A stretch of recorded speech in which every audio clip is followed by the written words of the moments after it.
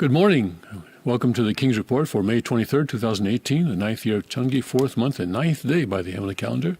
Tim Elder and Greg Knoll in for the second king of Cheongguk, Hyungjin Moon. And it's a wonderful new day that God has given us. Praise God. Wonderful new day. Much to be grateful for. Yes, we do. Right now, in the Cheongguk area, it is a little bit of rain is falling still, but that's left over from yesterday, and it's going to clear up, and it's going to be a sunshiny day later on in the day, and we're looking forward to a very nice weekend. Somehow the weather suddenly is not coming up on my screen, but it's in the 50s now, and here we go, 57 degrees right now, and we're expecting a high of 80 degrees later on today. And then this weekend, Friday and Saturday especially, it's going to get up to 85, and then dropping back down to 73, a comfortable 73 on Sunday. So I guess summer is here, basically. Less than a month ago, we were still dealing with snow, and it snowed on April 30th, less than a month ago. But it looks like summer is here now in the Poconos. It's a really beautiful time to be in this area. Yeah, all the more beautiful because of the long winter that we passed through. It was a very it's those 2 days where it reached 92 degrees that all of a sudden this area became green. Before those days, in early May. Yeah, early May. It was like 2 days consecutively where it was 92, and you can almost hear the leaves coming out. And it was a little depressing before that. It was like very, very drab. Yes, gray, brown and gray. Those are the colors during the winter. Yes. But yeah, it's been a beautiful spring since, and a lot of rain. You can see the farm's coming to life. There's all sorts of colors. Yes. And the birds are going crazy with the sounds of spring. Yes. Yes, it is. Let's go to our Rima. I'm in the First Chronicles 16, verse 31. Usually I get these doom and gloom Rimas, but today is very different. Today is very different. Let the heavens be glad, and let the earth rejoice, and let men say among the nations, the Lord reigneth. Wow. So there's a lot to be concerned about right now. Of course, Korean Peninsula, Iran, Israel, Saudi Arabia, Russia, China, the Islamic invasion of Europe, all sorts of things. China, South China Sea, all sorts of things. China taking over Australia, maybe. But the Lord reigneth. Yes. True Father reigneth. Yes. And so we can say that. Let men say among the nations, the Lord reigneth, Father says this morning. So, don't be too worried. We need to be worried, but don't be too worried because everything is going to turn out all right, isn't it? I had a spiritual communion this morning with Heavenly Father, and there was a brother sharing with me last night some of his trials and tribulations, and Father went through Hungnam prison as I think for an example for all of eternity on the type of attitude we can have in the midst of a deplorable and suffering situation. Father was in the death camp, people dying around him, and a deplorable situation with labor and toxic chemicals and really unthinkable behavior of one human being toward another. And it was in that environment that he wrote Blessing of Glory. And you read those words, you sing that song, and it's an example for all of us that even when your luck is down, when you think God has abandoned you, that you can have this kind of deep relationship with God and have an attitude of gratitude and find the blessing even in a very difficult situation. So I think that's what I was reflecting on my drive in this morning. That Father really set the example. He said that was probably his deepest time where he really felt closest to God, was in that difficult situation. So difficult times may be ahead. We don't know. But I think even no matter what happens, we can deepen our relationship with God and True Father at this, at this time. Yeah, that is when also Father, I'm trying to multitask here, Father wrote the Blessing of Glory. Yeah. Yeah, the song, yes. Yeah, that the was, national anthem. yes, the national anthem. And that he wrote that in the time that he was, like you say, when he was his deepest, or maybe the worst. Is that what I meant? Is that what you meant? The worst, Father's most difficult time, but also when he was the closest to God, he was able to write that. And at the end where he says, "How unworthy am I?" He is speaking of himself. He feels very unworthy. He felt very unworthy that to be carrying out such an important mission for God. I'm trying to multitask here and trying to get to the page where our Cheonseongyung Rima is located. If you can say a few more words, I appreciate it. For some reason, in the midst of a death camp, he writes, "Now the light of glory arises like the sun that shines on high. Now awaken into freedom. O revive, you spirits, O revive. Wake the mountains and the valleys. Bring alive the springs of the earth. Light the world forever with the light of your rebirth." Amazing words. Then we are called to bring back the glory to the life of God above. Now the Lord, in his greatness, fills the universe with tender love, ever seeking souls awaken, ever calling them to be free. How shall I attend him who is calling to me? These are words, again, you have to know the context in which these words were written.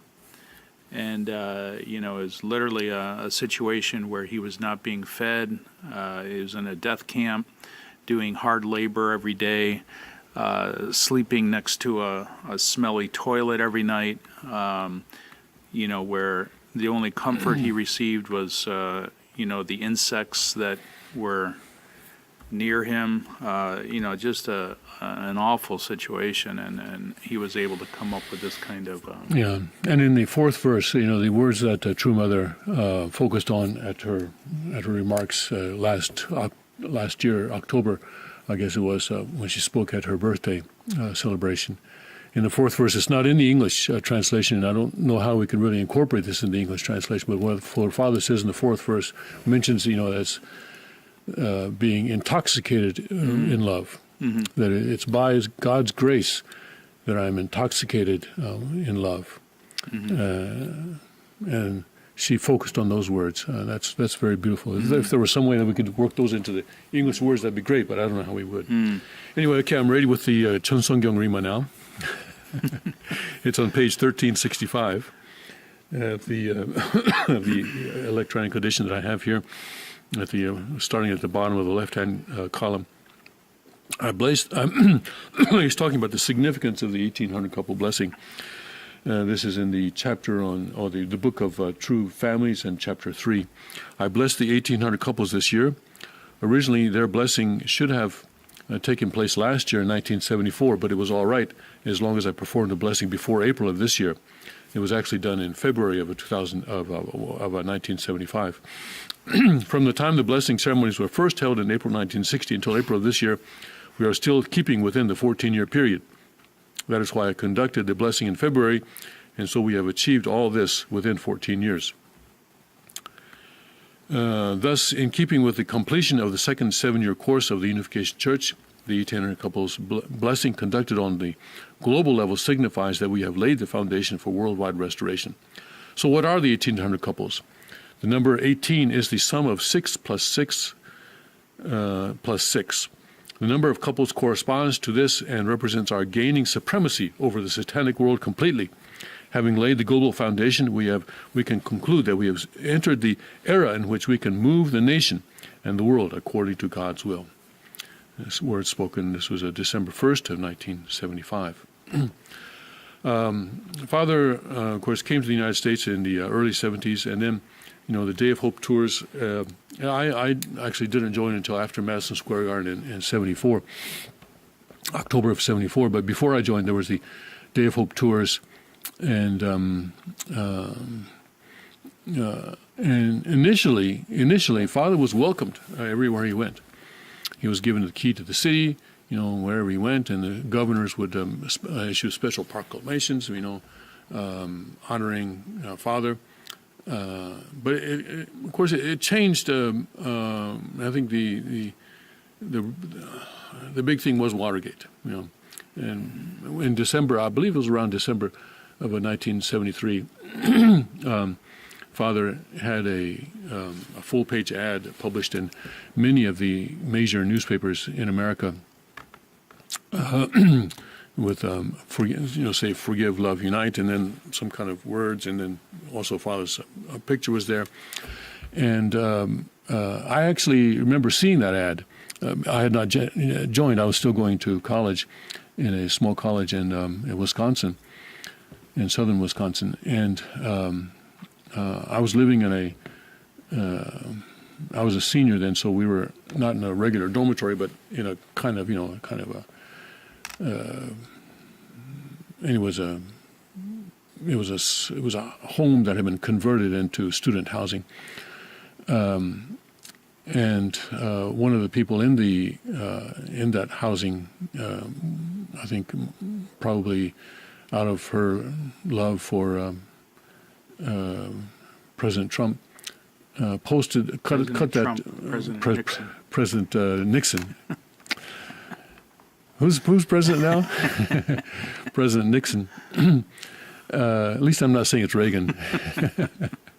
President Nixon cut that full-page ad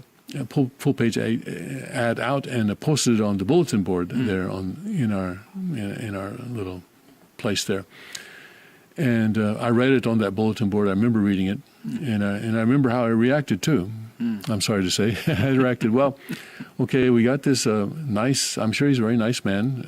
This Christian minister from South Korea, and I'm sure he's a very nice man, a very strong Christian, and all that. But he obviously doesn't know very much about American politics.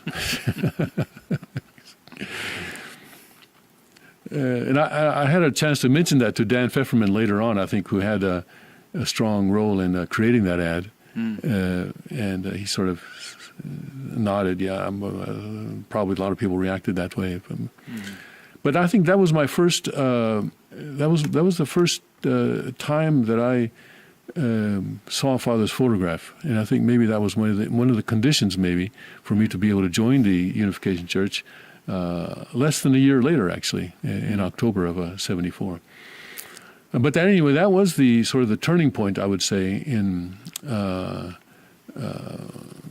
Father's sort of public reception in America, the Watergate, and the support for President Nixon. I've talked before about John chapter 6, where in the beginning, Jesus has thousands of people following him. You have 5,000 people on the mountain there, and the disciples were worried, how should we feed these people? And we've only got one kid with a few fish and a couple of loaves of bread. And Jesus said, and the miracle of the loaves and the bread, the loaves and the fish.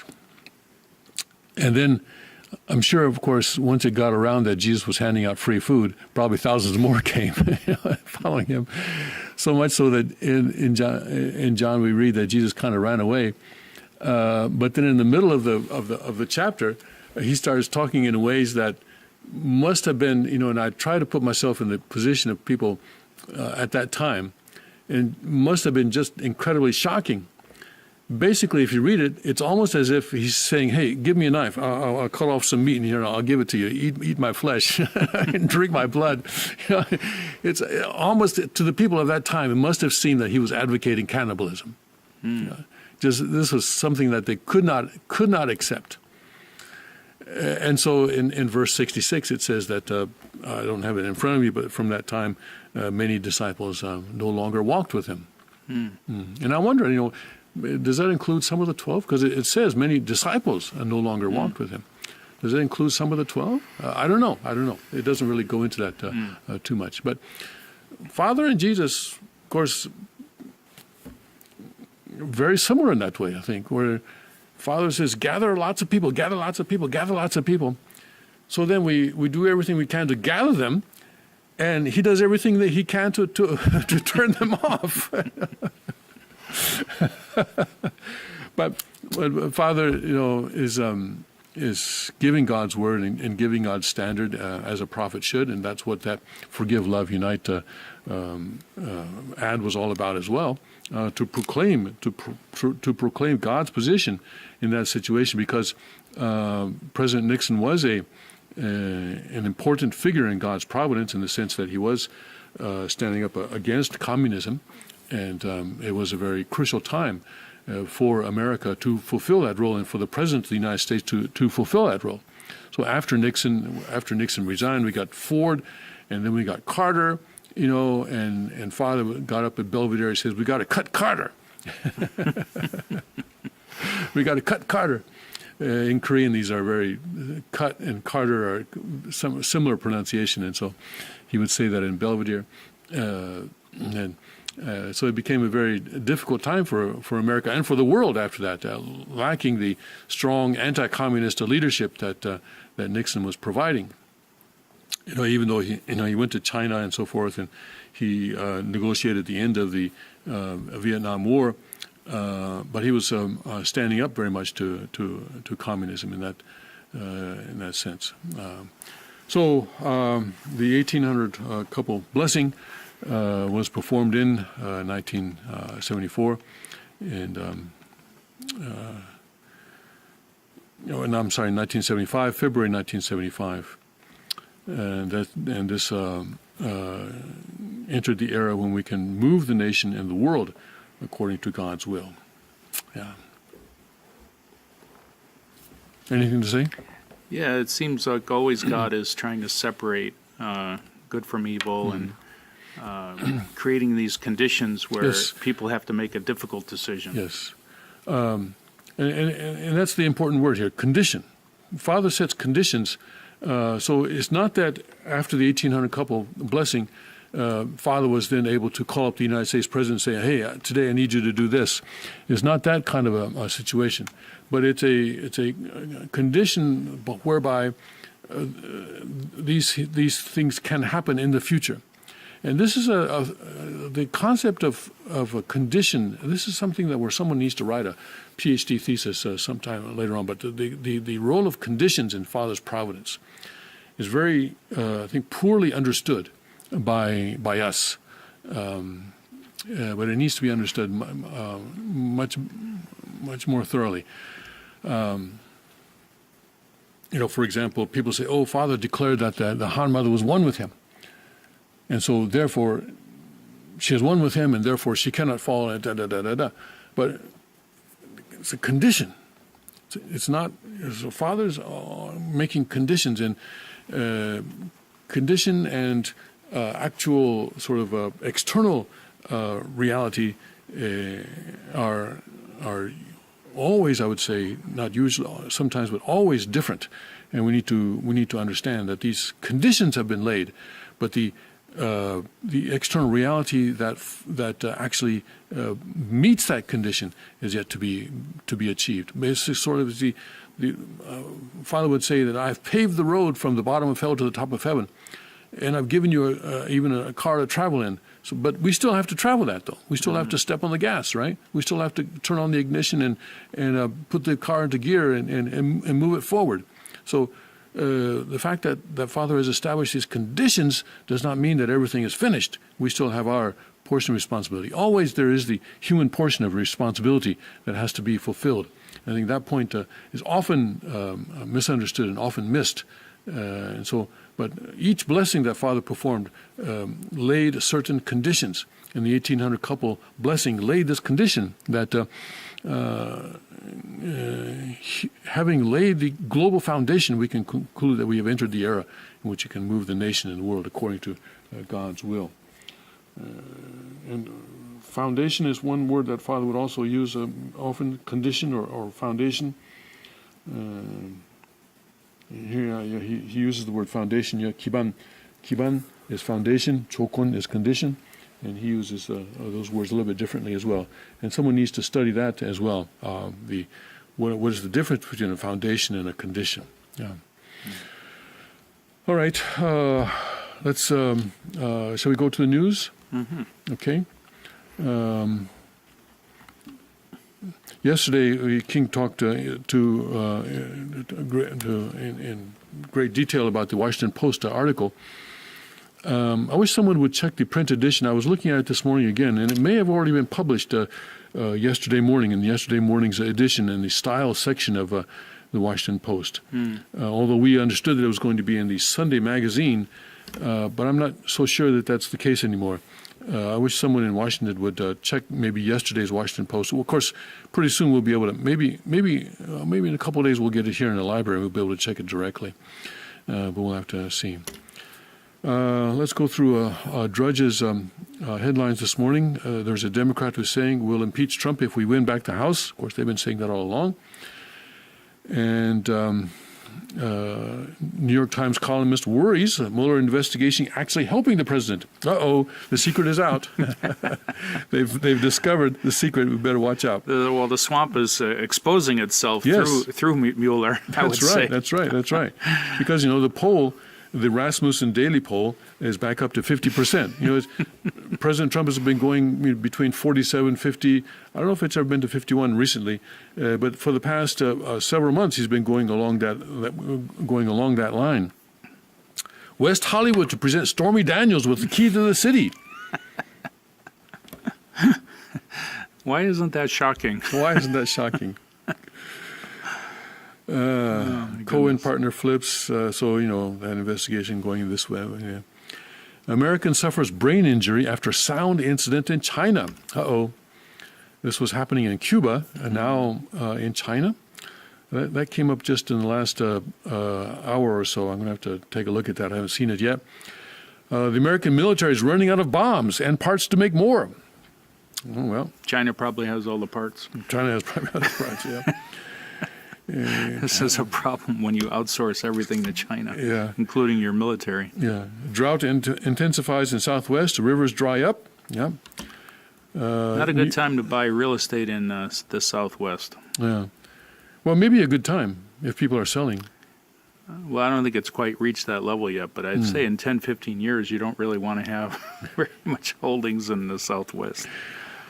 New York City gas price, what is that sign says $4.99? $4.99, yeah. $5 a gas in New York City, $5 a gallon. And it's set to go even higher. Summer travel plunges due to higher prices. And, of course, when the price of gas goes up, the price of everything goes up because almost everything is transported by truck, and trucks burn gasoline. Yep, and they surcharge everything whenever the price of gas goes up. Mm-hmm. Amazon pushes facial recognition to police, prompting outcry over surveillance. Well, this is what China is doing already, of course. Mm-hmm. They can track all of their people, their 1 point whatever billion people they have, especially in the cities. Apple teasing smarter Siri with new voice. That'll make it better, I'm sure. A pro-ISIS propaganda finds fertile ground on Google. Hoax Walmart kidnapping staged to make social media splash. Some people will do anything to get famous.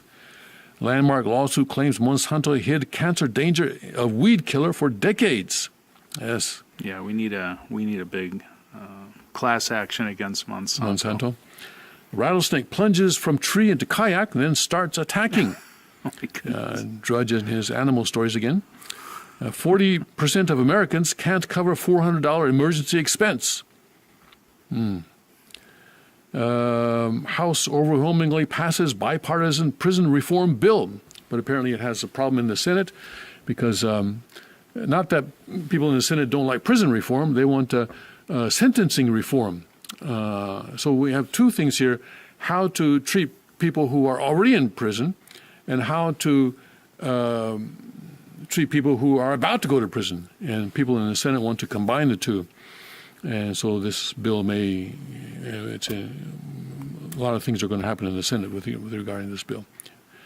But Jared Kushner apparently was behind this because his father was in prison, and based on the way that his father was treated in prison, he wanted to get this done apparently. Billionaire Bloomberg raising taxes on poor people is a good thing. Okay. Spoken like a billionaire Democrat. Yes. World faces staggering obesity challenge. Learning to nap in New York, a city that never sleeps. Vanity Fair hit with more layoffs, hard truth as newspapers. Hedge funds in charge, yeah. This is why, in the Cheonryuk Constitution, a hedge fund would not be able to own a newspaper because all the stock has to be owned by individual citizens in the Cheonryuk Constitution. AP subpoenaed over hacked emails, setting up legal showdown. And in Hawaii, that volcano that's erupting, the lava is now nearing their power plant, the geothermal power plant. Father of accused Texas killer blames bullying for rampage. I blame the father, actually. Lock up your guns, will you? If your kid is running around in a trench coat in 90-degree heat with reverse pentagrams and Nazi and the communist symbols on them, for crying out loud, lock up your guns. Now, this word bullying is a kind of a frightening word in my mind because it means more censorship. It's going to that's going to lead to more clamping down on hate speech and all sorts of things. So I think this is ultimately going to be stifling. Well, a better way would be to teach children how to deal with bullying. Yeah, through jiu-jitsu. exactly. Yeah, Peace Brazilian police jiu-jitsu. in the schools. Yes. By the way, the Washington Post article this morning corrected one misspelling. They misspelled haranim, and they corrected that, I see this morning. But they did not correct their misspelling of jiu-jitsu. And the reason is, I think, because they took the Japanese spelling. Oh, okay. Yeah, because by the Japanese romanization, J-I-T-S-U is correct. That's the way the Japanese romanize it. But Brazilian jiu-jitsu has a different Brazilian spelling. So if you're talking about Brazilian jiu-jitsu, and apparently I learned this a few days ago, even within Brazilian jiu-jitsu, there are two different spellings. Oh, okay. Yeah, and there's one branch that spells it J-I-U, and then there's another branch that spells it, I think, J-U-I or something like that. Anyway, it's different. So it depends on which branch of Brazilian jiu-jitsu you're in. But anyway, the King's branch is J-I-U. So that's the way we spell it, and that's the way the Washington Post should have spelled it, if they were talking about Brazilian jiu-jitsu. Right. Yeah, if they were talking about something Japanese, then J-U would be correct. But anyway, they haven't corrected that yet. Anyway, let's see, where were we? I nitpick these things. I'm sorry. There are other things that could be nitpicked in that article. But anyway, all around, it was a good article. USA moves to shutter all Iran nuke sites. Okay. Turkey lira in free fall, eyes on central bank. And what was it, last Saturday, I think I showed a video from by this man whose name we don't know, Monaco 64.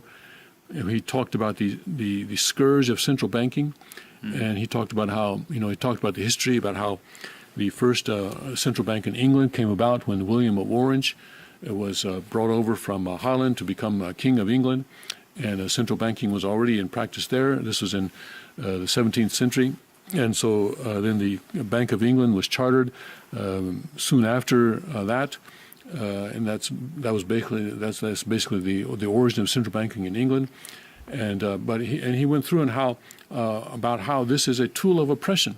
Central banking is a tool of oppression. He says we don't need central banks to tell us how to act and how much to charge on interest, for example, or we don't need central banks to do this. And I showed that video because a lot of people have trouble understanding why the Cheonryuk Constitution outlaws central banks, and that's the reason. If you're going to, central banks represent a concentration, a centralization of power. And in every aspect, the Cheonryuk Constitution seeks to decentralize power. This is, I think, one point that the Washington Post reporter missed. He called it a powerful document, and that's good, but he just focused on the point that he says it takes our country, puts it in reverse, and steps on the gas. So, which is a good thing, by the way. It takes us back to the founding spirit of America, which is what Father said we should do. And so, the Washington Post reporter testifies that we are doing what Father wanted to do. But what he missed was that this Constitution represents a radical decentralization of power, including the aspect of not having a central bank. Anyway, Monaco 64, you can go to that YouTube channel and you can watch that video yourself. Anyway, so eyes on central bank, central banks cause problems more than they solve them, and in fact, much more than they solve them, cops, here another animal story. A man beat his dog, or beat a dog, because it ate his whopper. Yeah, well, okay, I can see that. Greg, though, is saying, is the dog still alive? Greg is worried for the dog. Not because it was beaten, but because it ate the whopper. Hollywood hopes for a rebound with slew Well, of... you know, there's an obesity crisis among pets. Oh, there is? Yeah. Oh, my. I mean, there was another article about obesity crisis among humans, but actually, because pets are cared for by humans, they're given human diet, and therefore pets are now obese. So that's a serious problem. Okay. So this was probably an obese dog that ate the Whopper. Hollywood hopes for a rebound with a slew of summer blockbusters. Inside Solo's Nightmare Productions, studio films with LGBT characters drop too low. Yay! Superstitions stopping Ebola victims from seeking medical care. This has been true in the past, too. The patients escaped quarantine in a city of 350,000 people. Yeah. Results, fighter pilot upsets establishment in Kentucky.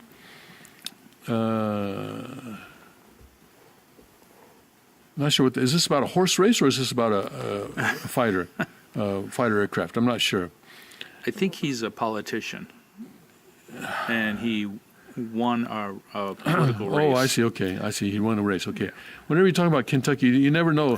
Fighter pilot could be the name of a racehorse, you know. You never know. In Kentucky, fighter pilot Amy McGrath wins Kentucky primary. Okay, sure enough. Yeah, all right. It is a politician. Okay, thank you. Poll, Gavin Newsom jumps to big lead in California race. I believe that's the governor's race, isn't it? Stacey Abrams wins Georgia governor primary, making history. Republican candidate behind deportation bus loses. Three ways Pelosi won't be speaker next year. Well, that's good. Magazine, is the Saudi crown prince dead or sidelined? Yeah, we haven't heard from him in a while. And boom, banks report a record profit. Bust. Atlantic City casinos down 12%. Inflation fears grow. And the exodus out of Illinois continues. I wonder why. Wonder why. Well, there are several reasons. Yeah. Taxes bankrupt. Well, bankrupt, and they're raising taxes to cover their bankruptcy. And they're confiscating guns. Confiscating guns. There are all sorts of reasons for leaving Illinois. Court, parents have right to force 30-year-old son to move out. Forced eviction of your son. But again, I put the blame on the parents. Absolutely. Yeah. It should never get to that point. Why do you have to rely on the courts to get your son out? Right. And why did you have to, until he's 30, what is he doing, playing video games since he graduated from high school? Could be. Catholic Church's looming fight over same-sex blessings. Yeah, maybe this is a judgment, on the Catholic Church, dividing the church over this issue. And contrary to what maybe many people say, God divides. Yes, all right? all the time. God divides all the time. You remember the sheep and the goats, the wheat and the chaff, Yep. God divides, all right? Okay, no. It's happening. No. God hates division. God hates division. God divides. It's happening with the second king right now. Yes. Who's going to be faithful to Father? Yes. Who's going to be faithful to, Father's anointing? That's right. Catholic Church's looming fight over same-sex blessings. I hope that many good people can come out of that satanic institution that is the Catholic Church. That is what the Catholic Church has become. Dolce & Gabbana celebrate politically incorrect opinions, love to be free, love to say what you think. Scientists plan DNA hunt for Loch Ness Monster.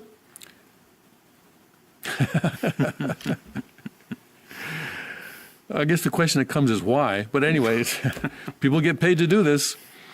Holy Grail, 300-year-old ship contains $17 billion treasure? Wow. Question mark. All right. So, yeah, people can invest in that if they like. Yeah. All right. Let's look at this American suffering brain injury. This just came up on the Drudge maybe in the last hour or two. This sound incident, this is worrying. The U.S. Embassy in China issued a health alert on Wednesday after a U.S. government employee experienced an abnormal sound and suffered a mild brain injury, an incident reminiscent of a mysterious illness that hit diplomats in Cuba. Why is it only government employees that are getting hit by this? The U.S. and Chinese authorities are investigating the matter after the employee who was assigned to the southern city of Guangzhou was diagnosed with mild traumatic brain injury, said embassy spokesman Jenny Lee. In an alert email to U.S. citizens in China, the embassy said it does not know what caused the symptoms or of any similar situations in the country. In Cuba last year, U.S. disclosed that 24 diplomats and their family members had fallen victim to an unsolved mysterious attack that left them with injuries resembling brain trauma. 10 Canadian diplomats and their relatives who also suffered a strange illness. We cannot at this time connect it with what happened in Havana, but we are investigating all possibilities, a U.S. Embassy official in Beijing told AFP on the condition of anonymity. The embassy's health alert says the government employee recently reported subtle and vague but abnormal sensations of sound and pressure. I don't know. It sounds like maybe someone's trying to make an excuse of why they didn't do their work. Frankly, I would investigate that as well. I'm sorry if I'm wrong. If the guy is really did suffering, I apologize in advance. But sounds to me like that might be one avenue of investigation. The U.S. government is taking these reports seriously and has informed its official staff in China of this event. Why didn't you do this report? Well, I heard this strange sound yesterday, and it damaged my brain. Yeah, you might be able to get some kind of compensation for such a thing. There you go. While in China, if you experienced any unusual acute auditory or sensory phenomena, I think in China you're going to experience a lot of unusual acute auditory and sensory phenomena. But anyway, accompanied by unusual sounds or piercing noises, do not attempt to locate their source. Instead, move to a location where the sounds are not present, it says, urging people with medical problems to consult a doctor. Lee said the employee experienced a variety of physical symptoms between late 2017 through April 2018. The person was sent to the United States and diagnosed with MTBI on May 18th. I say, okay, I apologize. He was already diagnosed with this MTBI. The State Department is taking this incident very seriously and is working to determine the cause and impact of the incident. The Chinese government has assured us they are also investigating and taking appropriate measures. In Cuba, the American victims had associated the onset of their symptoms with unusual sounds or auditory sensations, a State Department physician told the U.S. Senate in January. Charles Rosenfarb, a doctor and director of the State Department Bureau of Medical Services, said the symptoms were mixed but consistent with brain trauma. Now, this is a very worrying thing. It sounds like, if this is all confirmed, it sounds like some sort of new weapon is being developed. A sonic weapon. Sonic weapon, yes, is being developed, and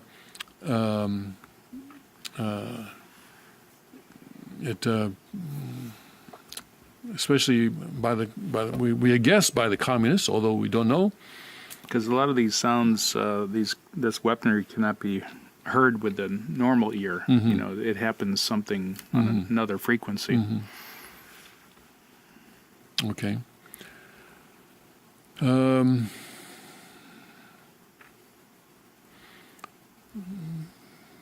So I guess that's a good reason maybe to stay out of China and Cuba. I don't know where else it could happen pretty soon, though. Okay. Let's look at this landmark suit against Monsanto.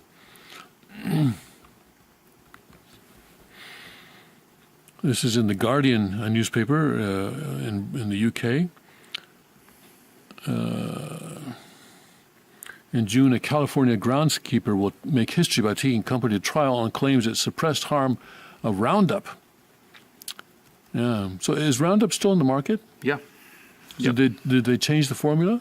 I'm not exactly sure. I think it still has the same name and everything. It's still being sold at Lowe's and Home Depot and all Yeah. those places. At the age of 46, Dwayne Johnson is not ready to die, but with cancer spread throughout most of his body, doctors say he probably has just months to live. Now Johnson, a husband and father of 3 in California, hopes to survive long enough to make Monsanto take the blame for his fate. On 18 June, Johnson will become the first person to take the global seed and chemical company to trial on allegations that it has spent decades hiding the cancer-causing dangers of its popular Roundup herbicide products. In this case, has just received a major boost. I see. So they still haven't admitted that this causes cancer, I guess. And that's what the trial is about. If they admit it, then they would have to take it off the market. Right, yeah. You can't continue to sell such a thing. Last week, Judge Curtis Carnell issued an order clearing the way for jurors to consider not just scientific evidence related to what caused Johnson's cancer, but allegations that Monsanto suppressed evidence of the risks of its weed-killing products. Carnell ruled that the trial will proceed and the jury would be allowed to consider possible punitive damages. The internal correspondence noted by Johnson could support a jury finding that Monsanto has long been aware of the risk of its glyphosate-based herbicides are carcinogenic, but has continuously sought to influence the scientific literature to prevent its internal concerns from reaching the public sphere and to bolster its defenses and products liability actions, Carnell wrote. Thus, there are triable issues of material fact.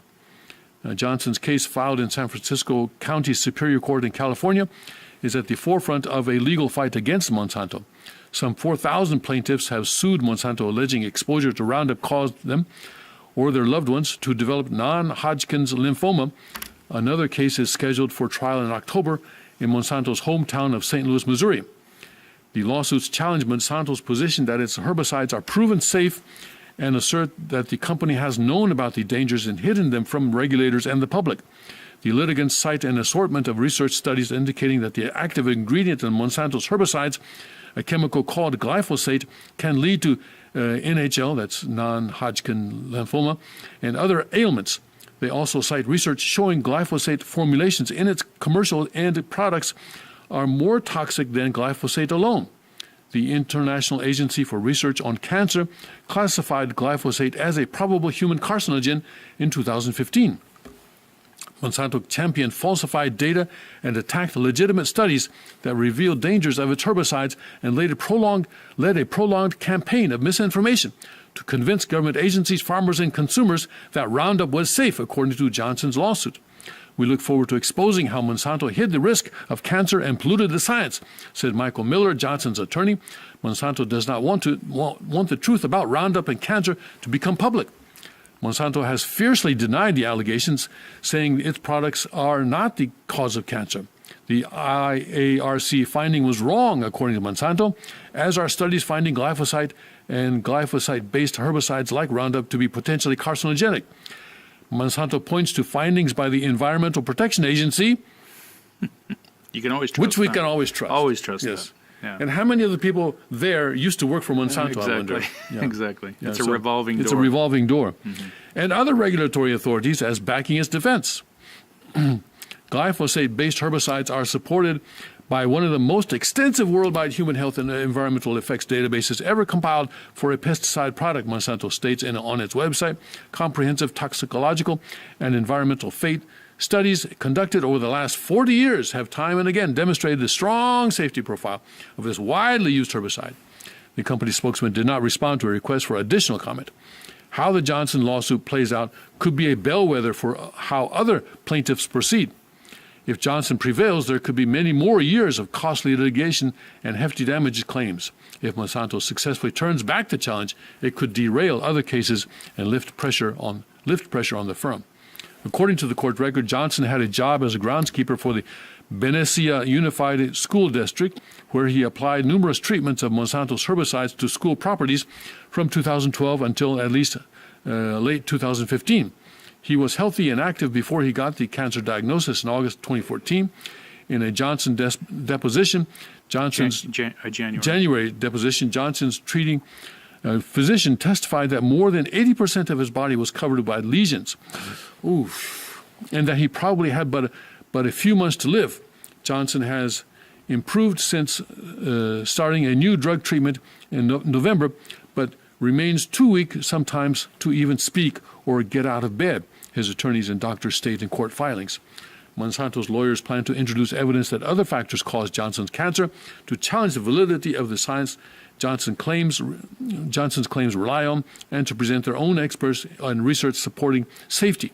The company has an EPA draft risk assessment of glyphosate on its side, which concludes that glyphosate is not likely carcinogenic. It's really tough. Monsanto is so intertwined with government agencies that it's really hard to bring down this Goliath. And this is an example of how big government and big business collude together, yeah. Collude together. You have this revolving door. I don't know. I wonder if we can do a quick study, but I wouldn't be surprised if there are a lot of people in EPA. Part of the problem We is used to work for Monsanto. our fixation against weeds. That's another thing. Yes, It's another issue. A yellow flower is on my lawn. Right. And it's this. It's a form of idolatry almost, like how good you can make your lawn look. Right. And really, I think that's something to. This is something where you put this stuff on your lawn, and then your kids go out and run barefoot on the lawn. They take in these toxins through their skin, and your pets take in these toxins through the skin. So it's one more reason why cancer is spiking upward. I have a related article here on the Huffington Post. This is August of 2017. This article is, it says, collusion or coincidence? Records show EPA efforts to slow herbicide review came in coordination with Monsanto. Dun, dun, dun, dun. Newly released government email communications show a persistent effort by multiple officials within the Environmental Protection Agency to slow a separate federal agency's safety review of Monsanto's top-selling herbicide, which I guess is Roundup. Roundup, yeah. Notably, the records demonstrate that the EPA efforts came at the behest of Monsanto, and that EPA officials were helpful enough to keep the chemical giant updated on their progress. See, this is big government, big business colluding. Yeah? The communications, most of which were obtained through Freedom of Information Act requests, show that it was early 2015 when the EPA and Monsanto began working in concert to stall a toxicology review that a unit tied to the Cancer Centers for Disease Control and Prevention was conducting on glyphosate. They say here. The other one was glyphosate, right? What is the difference between glyphosate and glyphosate? Anyway, Huffington Post says glyphosate. Glyphosate, a key ingredient in Monsanto's branded Roundup herbicide products. The details revealed in the documents come as Monsanto is defending itself against lawsuits alleging that it has tried to cover up evidence of harm with its herbicides. Okay, wow. The Agency for Toxic Substances and Disease Registry, a federal public health agency that, along with CDC, is part of the U.S. Department of Health and Human Services, is charged with evaluating the potential adverse human effects from exposures to hazardous substances in the environment. So it made sense for the ATSDR to take a look at glyphosate, which is widely used on U.S. farms, residential lawns and gardens, school playgrounds, and golf courses. Glyphosate is widely used in food production, and glyphosate residues have been found in testing of human urine. The ATSDR announced in February 2015 that it planned to publish a toxicological profile of glyphosate by October of that year, but by October that review was on hold. And to this date, no such review has yet been published. The documents reveal this was no accident, no bureaucracy delay, but rather was the result of a collaborative effort between Monsanto and a group of high-ranking EPA officials. For Monsanto, the timing of the ATSDR review was worrisome. In March 2015, the World Health Organization's International Agency for Research on Cancer, that's the IARC, had declared glyphosate to be a probable human carcinogen, and Monsanto feared ATSDR might have similar concerns about the chemical. Previous reports have described how one EPA official, Jess Rowland, communicated to Monsanto in April 2015 his willingness to try to kill the ATSDR review. Rowland, who retired in 2016, was the deputy division director within the Health Effects Division of the EPA's Office of Pesticide Programs. Allegations of collusion between Rowland and Monsanto have prompted a probe by the EPA's Office of Inspector General. But the trove of documents newly obtained from within EPA and HHS demonstrate that the assistance to Monsanto came not only from Rowland, but also from even higher-level EPA officials. Rather than encourage and assist the toxicology review of glyphosate, Monsanto and EPA officials repeatedly complained to ATSDR and HHS that such a review was unnecessarily duplicative and should take a back seat to an EPA review also underway.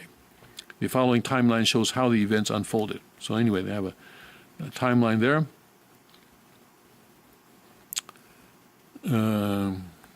So the EPA is giving a free pass to Monsanto. Right. So the EPA still has yet to issue the overall new risk assessment. It said that it would be out by 2015. This was in August of this article was written in August of 2017. The agency has offered ever-changing timeliness for the assessment, but now says it intends to release a draft risk assessment sometime this year. That will be followed by a 60-day public comment period. After the public comment period, EPA will determine whether any risk management is needed. In the meantime, Monsanto has cited the EPA's backing of glyphosate safety as a repudiation of the IARC finding both in court and with regulators in Europe, which are looking at glyphosate safety issues. So I wonder if this has been issued. Glyphosate EPA risk assessment. Has it been issued? I think so. Has it been issued? Oh, okay, yes. It was issued in December of 2017. December 2017. It was issued, yes. So then I guess there was a 60-day period, and then, here we go. Public comment period open for a glyphosate draft assessment.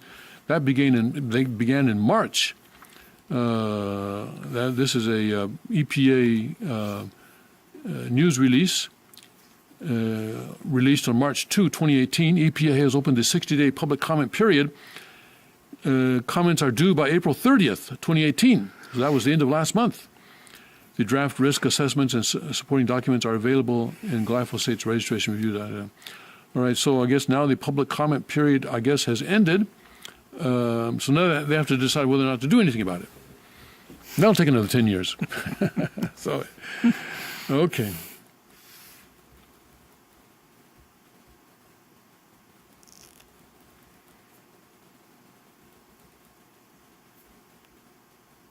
Okay, but here, there's another article here.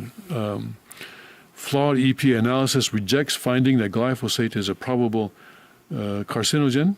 Okay. U.S. EPA says glyphosate is not likely to be carcinogenic to people. Right. So EPA is giving Monsanto a pass. And that is why in the Chunuk Constitution there is no EPA on the federal level. On the federal level, all right? So states can do what they want, but at least on the federal level there will be no environmental protection agency. Yeah.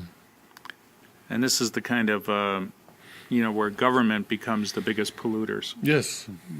That it's really not small businesses; it's really government colluding with large monopoly-type businesses that this kind of thing can happen.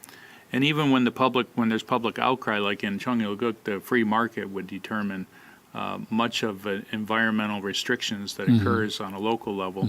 In this situation, the local people cannot even say anything. They can't even fight against such a large. They have such a huge legal team, Monsanto.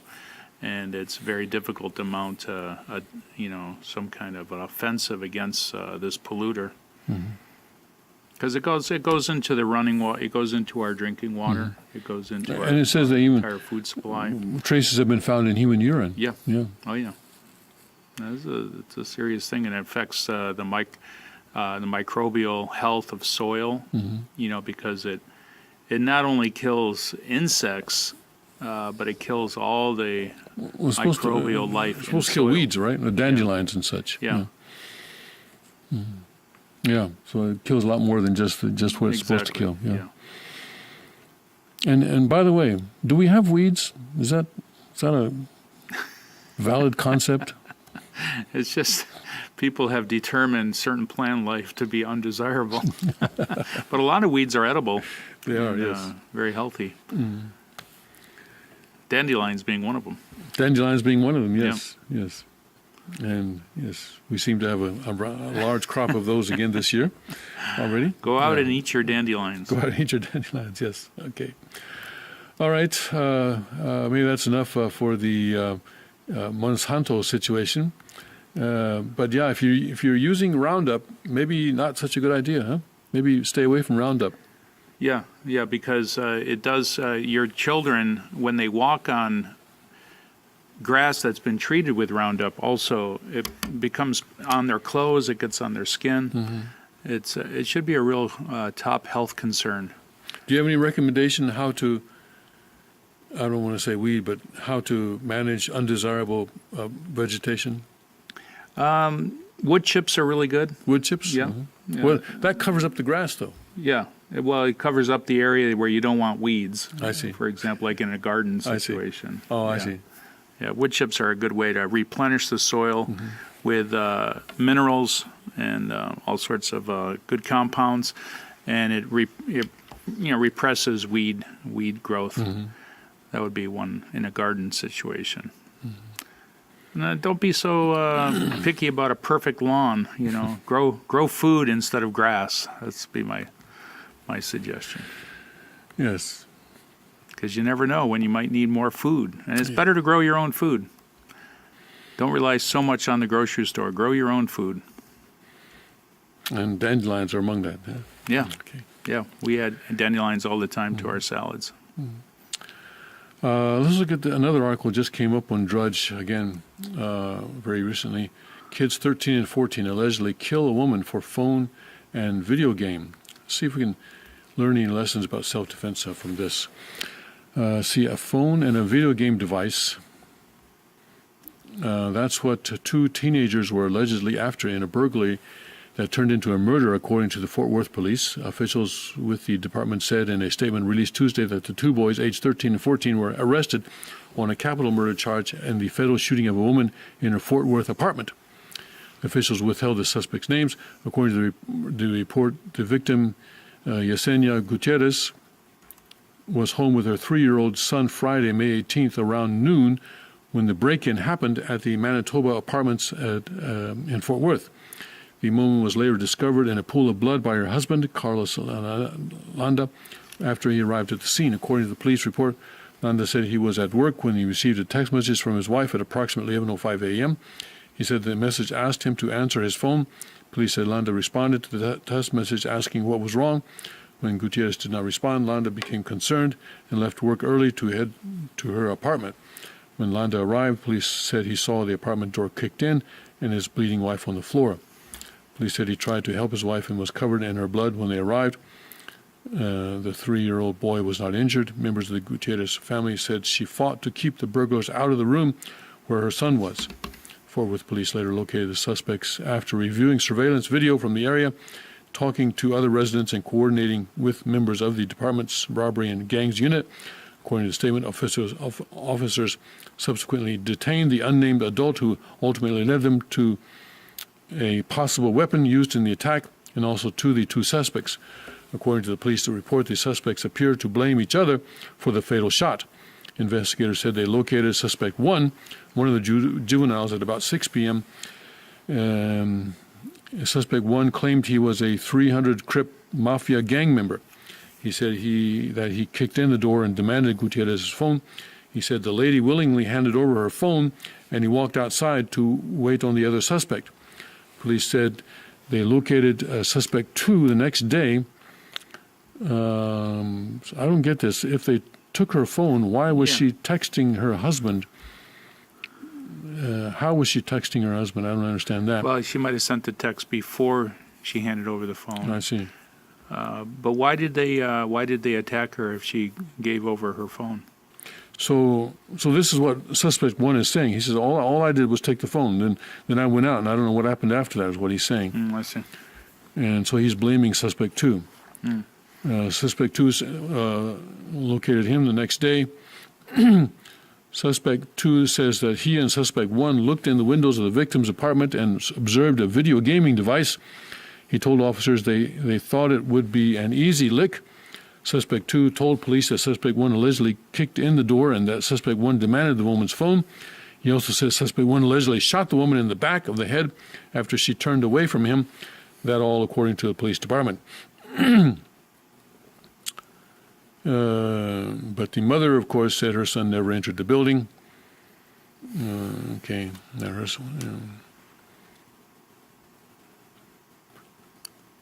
Okay, so anyway, the 2 came along, it looks like, and maybe they looked in through the window, and they saw what they thought would be what they call an easy lick. I guess this is the first floor apartment. And it looks like the woman did not have the tools to defend herself. Or at least if she did, she didn't have the tools on her when she opened the door. So opening the door was without knowing who was there. You know, if you look through the little hole, maybe you could see that looks like they kicked well, in they the door. kicked in the door. They kicked in the door. I see. So securing the door not securing the door was a mistake as well. Where, you know, I think we've learned that you can replace the screws in the door latch to make it much more difficult to kick in the door. Yeah. And use a 2-inch screws, I think someone was saying, that makes it much more secure, especially if you're in a first floor apartment. But also having the tools on you to defend yourself and your family is very important. So home carry is what the King has been emphasizing for us, and it looks like that was not being done here when the guys came in. Of course, they would have come in with the gun out, and so it may have been difficult to, well, I don't know. It depends on where the woman was, where the mother was, and everything like that, whether she could have drawn her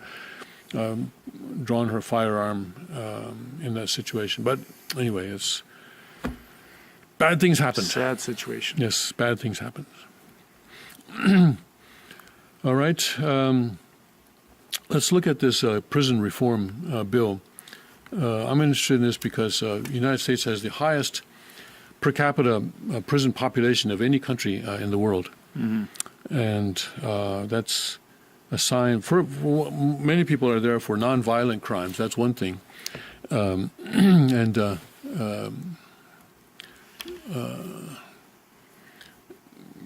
That's one reason. So sentencing reform is also necessary. And some people in the Senate are griping about this because it says it doesn't go far enough on sentencing reform. Whereas people in the House are saying, okay, well, that's another thing. We can handle that separately. Let's see what's going on, though. The House, by an overwhelming 360 to 59 vote, passed a bipartisan reform bill Tuesday that provides more education for federal prisoners and gives them a second chance after their release. Authored by Representative Hakeem Jeffries and Doug Collins, the First Step Act would authorize $250 million over 5 years to develop and expand programs that reduce recidivism and give incentives for good behavior. $250 million is what? That's basically nothing for the government. The bill would also boost, there we go, Post wants me to subscribe. Bill would also boost current inmates' chances for a GED, vocational and college courses, as well as substance abuse and mental health help, Jeffries told lawmakers on the House floor. These are individuals who are in the system right now without hope, without opportunity, without a meaningful chance at transforming themselves, Jeffries said, and the First Step Act will provide that. Why would we possibly refuse that? The chief opponent of the bill, Representative Gerald Nadler, a Democrat of Manhattan, said the legislation fails to reform sentencing guidelines and could even exacerbate racial biases when prison officials conduct a risk assessment for each offender. So I guess the people opposed to this felt it didn't go far enough. Right, yeah. And that it exacerbates racial biases. Not sure how that happens, but on principle, I cannot support legislation which fails to address the larger issues of sentencing reform, said Nadler, the top Democrat on the House Judiciary Committee. Though this bill makes some modest improvements in areas related to our prisons, it actually does more harm by cementing into our system new areas of racial biases and disadvantage that makes worse a criminal justice system desperately in need of reform. The bill earned diverse support from conservative groups like Charles Koch Institute and the Faith and Freedom Coalition, as well as progressive leaders like commentator Van Jones and his Dream Corps #Cut50 initiative, but the ACLU and NAACP, Legal Defense Fund, and Education Fund opposed the bill, arguing it doesn't go far enough. Okay, so anyway, this legislation is priority for the White House thanks to the advocacy of Jared Kushner, who saw how his father, Charles, was treated in federal prison. The president's son-in-law worked closely with the bill's authors and helped host a prison reform summit at the White House last week with President Trump. So anyway, it's going to hit some hurdles in the Senate. But we know that 90% of all prisoners within the Bureau of Prisons will be released someday. I guess if they don't die, they will be released, right? Said Representative Bob Goodlatte, a Republican of Virginia, the chairman of the House Judiciary Committee. This is an indisputable fact. We also know that without programming and intervention which can train prisoners to be better citizens, not better criminals, prisoners are more likely to recidivate. Okay.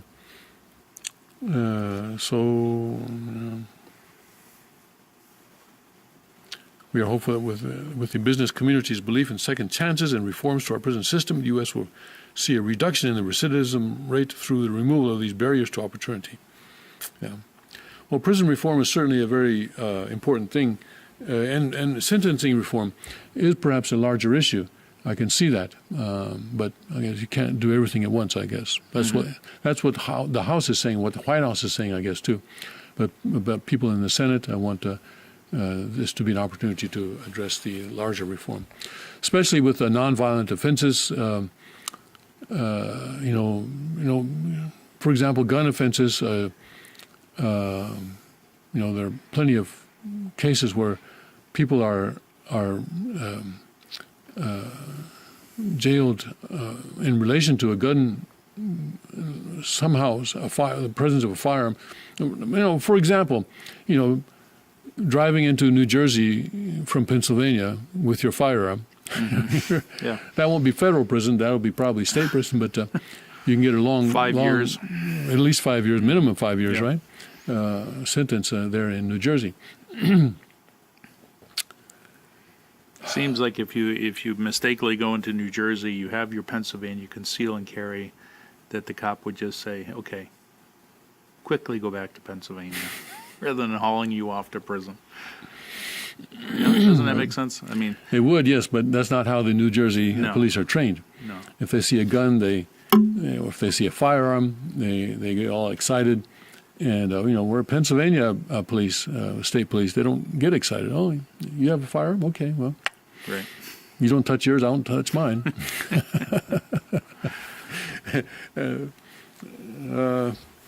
And you wonder how much money has a role in all of this. Like, cops do have quotas they have to hit. They have to make payroll.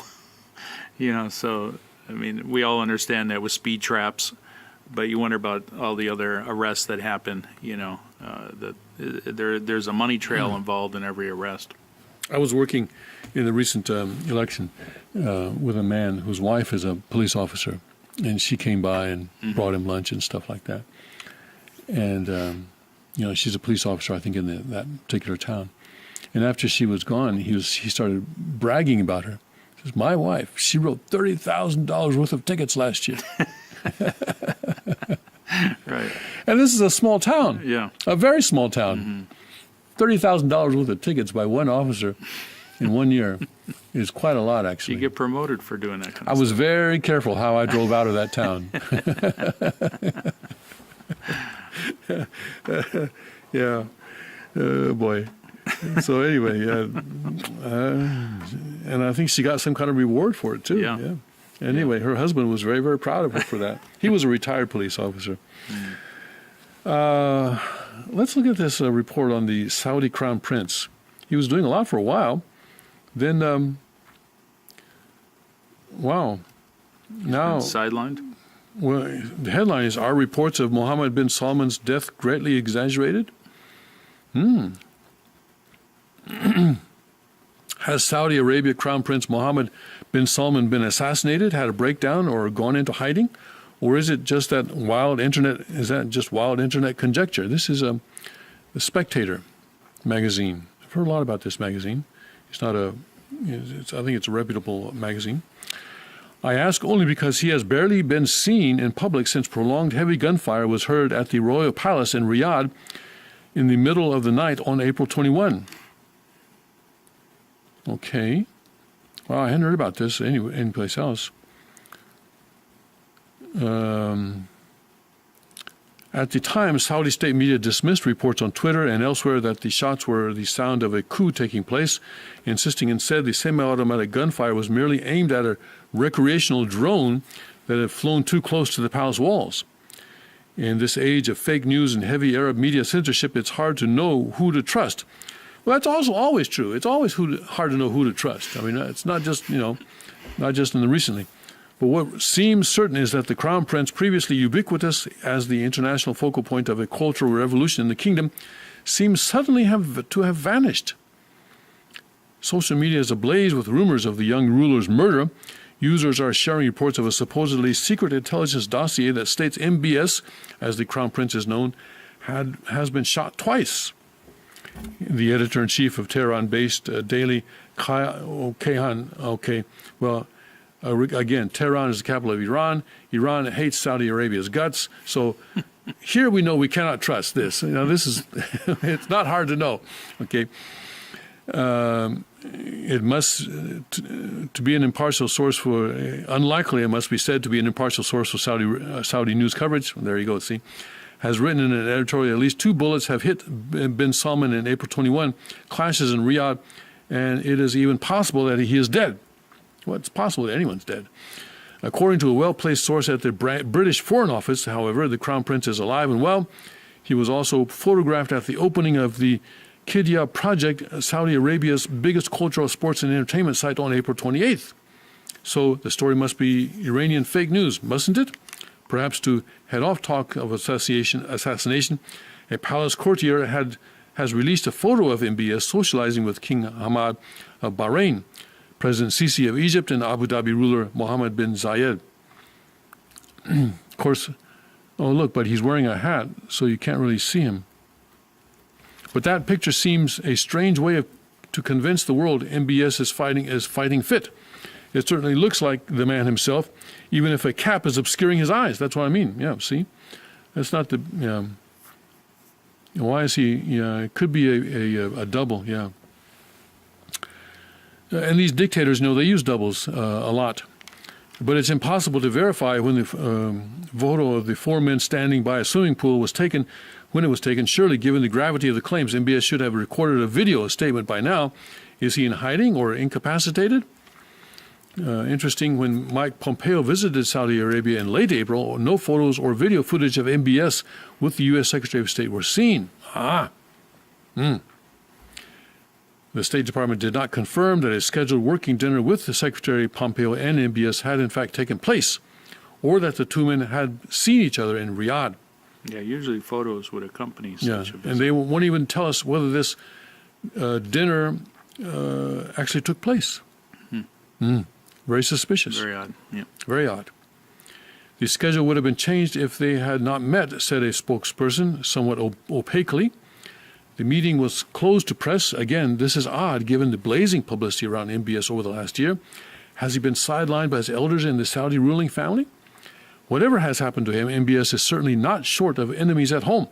After becoming the nation's de facto ruler in June 2017, The 32-year-old rounded up 380 or so Saudi's richest men in what was billed as a corruption purge. There was unconfirmed reports of torture until the powerful detained men agreed to sign over to the state large portions of their wealth. MBS has also not shied away from the angering powerful Wahhabi clerics as he has sought to begin modernizing the kingdom. He has lifted a ban on women driving, for example, and more shockingly for Saudi conservatives, allowed relations with the long-hated Israel to start to thaw almost publicly. Well, recently we've heard about how feminists, or so-called feminists, in Saudi Arabia, believing that women are just as valuable as men and other such revolutionary thoughts, have been detained. So that would seem also to point to something has changed in Saudi Arabia. Abroad, Iran and other powerful Shia forces throughout the region would rejoice at news of Crown Prince's death. But, this could be one. I understand what's going on here now. I was a victim to one of these things once, and so that's why I understand. What's happening, I think, is that Iran is putting out these stories because they don't know what has happened, what MBS is doing, and they want to put out enough of these stories that he is forced to come above water or come out, whatever he's doing. Draw him out. Or draw out information. If he is dead, draw out that information. Right. Yeah. He was a very public figure up until recently. Yes. He was photographed all constantly. over the place. Yes. Yeah. He was like the rising star in the Middle East. And maybe, he's, as a strategic move, maybe he's staying hidden. And maybe that's why, he met Pompeo and said, okay, I'm meeting you, but don't confirm to anybody that we had actually met, all right, or something like that. I'm pretending to be dead, or I'm making people think that I might be dead, and I want that to continue for a while, because otherwise people might actually kill me. So that's possible too. Abroad, Iran and other powerful Shia forces throughout the region would rejoice at the news of the Crown Prince's death. Tensions in the Middle East are running particularly high at the moment, thanks in no part to the apparent closeness of MBS to President Trump's White House.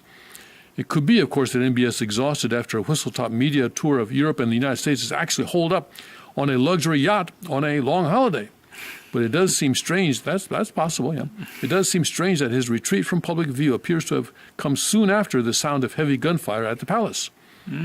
Well, that may be part of the show, they may have fired off a few shots, to make people think that there's a coup going on. Okay, here we go. Update. Following the publication of this article, the Saudi royal family yesterday permitted the distribution of a photograph of the Crown Prince at a cabinet meeting in Jeddah, looking in rude health. I don't know, what is rude health? That must be a British thing. All's well that ends well. Let's go to this. May 22nd. Let's yesterday's photo. But we have no idea when that picture was taken.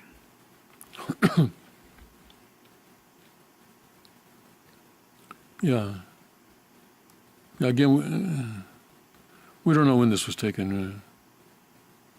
So what we do know is they're trying to make it look like he's alive. Whether he is actually alive or not is still open to some discussion, I guess. I mean, how is this photo any different from one that would have been taken in January or February or March? Yeah, there's nothing indicating the date or the type of meeting it is. Hold up a newspaper with the headline, all right? Then we can say, oh, well, maybe that was photoshopped. But right. Let him come to America. Come on, you guys. Anyway, we have fun speculating. But, yeah, his disappearance would be a big change in the Middle East situation, because it would mean that someone else would become crown prince. And this may be what's happening. Maybe this is another thing that dictatorships do. They hide the death of an important figure until a replacement can be found, because if you publicize it too quickly, then that exacerbates the power struggle. And maybe not right now. There's a power struggle going on in Saudi Arabia, deciding who's going to become the new crown prince, because there are a lot of candidates there. Well, he was quite radical. He was doing was a quite lot of radical, things very yeah. quickly. Yep. So he may have been too radical, too quick for his own good. We don't know. But I imagine that the truth will come out soon. That usually. And what's behind the rising gasoline prices, Tim? Give us your analysis. Since talking of Saudi Arabia here, I don't know. nobody knows. Nobody knows. Nobody knows why all of a sudden the gas prices are spiking. Let's see if Google knows. Why are gas Everybody prices wants to going know. up? Why are gas prices going up? Let's see what Google says. Yes, prices at the pump are going up. Thank you, Google. What would But we these do? everyday behaviors are also costing you money. Drivers are prone to overpay by at least 20 cents per gallon due to factors such as laziness and procrastination, according to a report from. So it's my fault? My fault? Come on, there get you your go. act together. According to Gas Buddy, a website and app that helps consumers find the best gas prices. Listen. There you go. Why is it that the left recently is so eager to blame the victim? Huh? I mean, they used to say, don't blame the victim. Now they're blaming the victim all over the place. When was this written? May 1, 2019. Okay, well. Yeah, so anyway, Google doesn't really know either. They're saying it's your fault and my fault.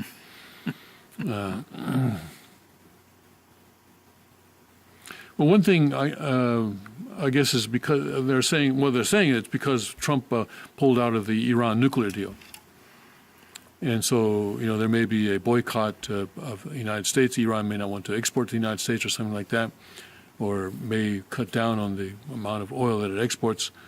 I don't know how that would be true. But, if economic sanctions go to force against Iran, then that will cut down on the supply of oil from Iran.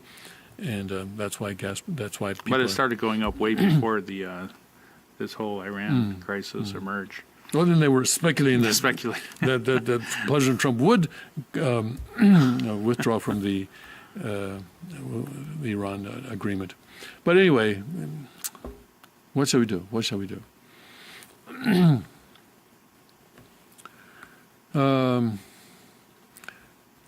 Shall we look at why people are leaving Illinois? Oh, no, we don't have time.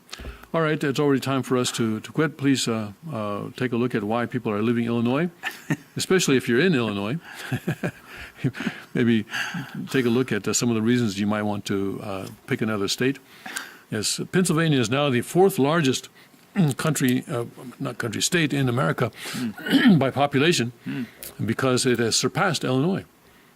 Yes. Okay, there you go. Yeah. Gun ownership. Gun ownership, yes. But Pennsylvania also is not rising, population is not rising as fast as other states. And so probably in the 2020 census, we're going to lose another seat in the House of Representatives. So there will be a redistricting, and the governor will have a big say in how that redistricting is done.